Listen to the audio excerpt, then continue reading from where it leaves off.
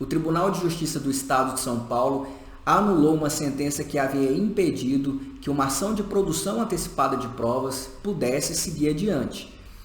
Quando a gente trata de uma revisão de um contrato de imóveis, geralmente existem vários pontos que são analisados e um dos principais é a existência ou não de capitalização mensal de juros, porque isso pode acarretar num valor muito alto a ser pago a título desse contrato e essa cobrança, a depender do tipo de contrato e de quem foi que realizou esse contrato, não é permitida. Então, em algumas hipóteses, a gente verifica facilmente através da leitura do contrato que existe essa capitalização. Mas em outros casos isso fica um pouco mais difícil, porque só pela leitura do contrato não há esse indício. E aí o que a gente pode fazer para descobrir se existe ou não essa capitalização? Pode ser utilizada a ação de produção antecipada de provas. Essa ação não vai determinar redução de valores ou então revisão do contrato, mas ela vai apurar se existe ou não essa capitalização. Ela tem o intuito unicamente de produzir essa prova pericial com a chancela da Justiça. E para que essa ação seja proposta, nós temos 3 situações que o Código de Processo Civil nos traz. A gente tem a possibilidade de propor essa ação quando existe uma urgência, vai que essa prova durante o processo se torne muito difícil ou então impossível de ser realizada. Nós temos também a situação de que, eventualmente, se o esclarecimento dessa questão possa justificar ou não a propositura de uma ação, se mostra viável propor a produção antecipada de provas. E também, quando essa prova puder fazer com que as partes cheguem a um acordo, isso também é permitido.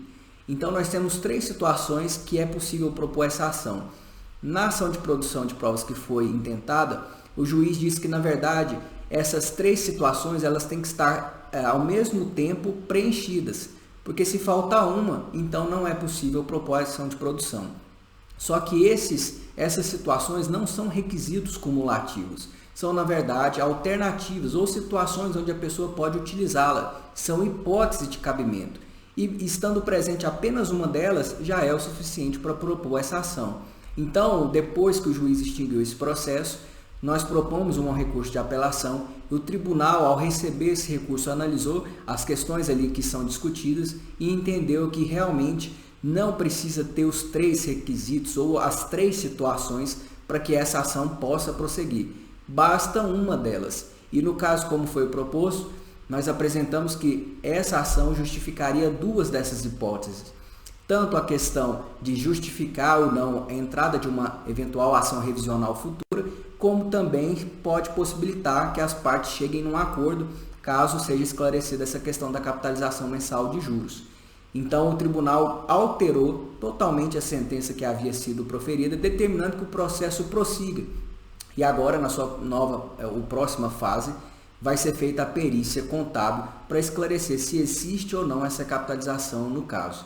É interessante o uso dessa ação porque, eventualmente, se não existir essa capitalização de juros, e esse for o único ponto ali questionável no contrato, isso até possibilita que você não entre depois com uma ação e economize recursos e tempo e eventual também pagamento de custas judiciais e até honorários de sucumbência.